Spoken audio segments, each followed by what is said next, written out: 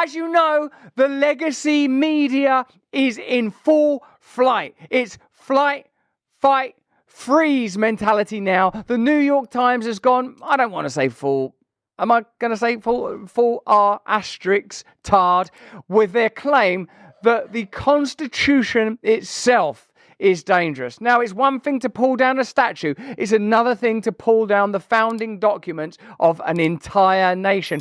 What does it mean for American culture when the New York Times attacks the Constitution and it's left to that great new monolith within the alternative media space, although it's no longer the alternative, is it? Let's face it. This is the new mainstream. Joe Rogan to defend the Constitution against the New York Times. Let's have a look. Look at this. Oh, yeah, of course. The Constitution is sacred. Is it also dangerous? Right. One of the biggest threats to American politics might be the country's founding document. What the fuck are you talking about? Yeah. One of the biggest threats to America's politics might be one of the greatest documents that any country was ever founded on, if not the greatest ever. Mm-hmm. That could be a threat to America's politics. What politics are we talking about? Like what? How could you possibly gaslight me enough to go along with you on this? Yeah, it's incredible. I mean, it's on the one hand completely predictable, right? Right. Because there's obviously an authoritarian force there that just grinds its teeth at night over the Constitution and the fact that it prevents it from doing things that it just wants to do last week, you know?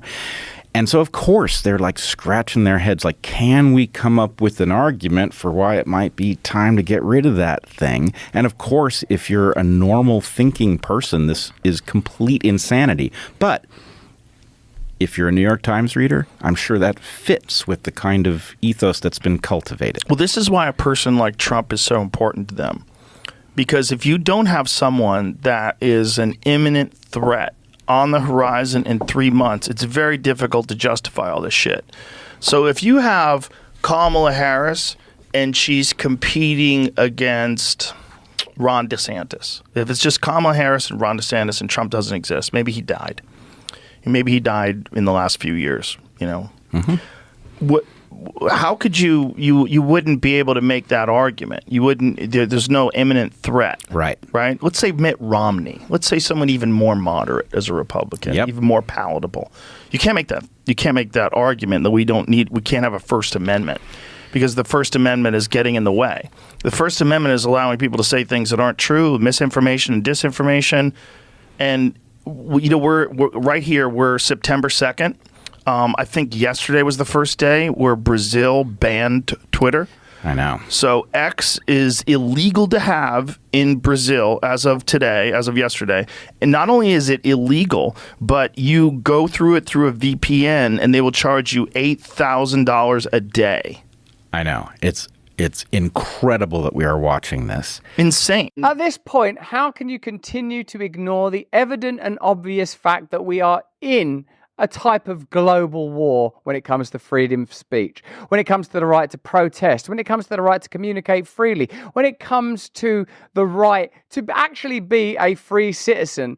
I see now the coalescence and connection between advancing geopolitical crises, the utilization of health crisis, the advancing of authoritarianism, and now the attack on even the undergirding documents of national democracies or republicanism, depending on how you see it. What we are moving towards is a late phase in national sovereignty and an advance towards globalism, where the power of groups like the WEF, NATO, WHO, IMF, it becomes yet more explicit, yet more immersive, where they legislate and control on behalf of governments that you elected to deploy laws that you may not agree with, but you'll definitely fund. But that's just what I think. Why don't you let me know what you think in the comments and the chat?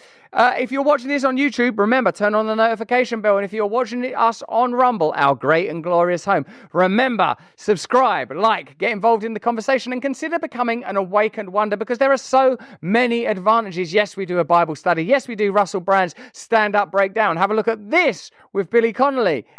Our new The Oracle series, our first ever group interviews designed to bring the greatest and most authoritative voices in particular subjects together for the very first time.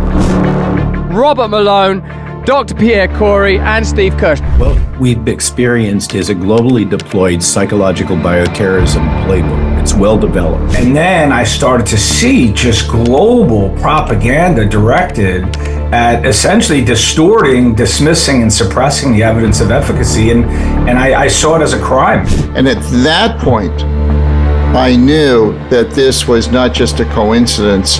There were too many black swans over too short a period. I've never heard anything like this story in my life.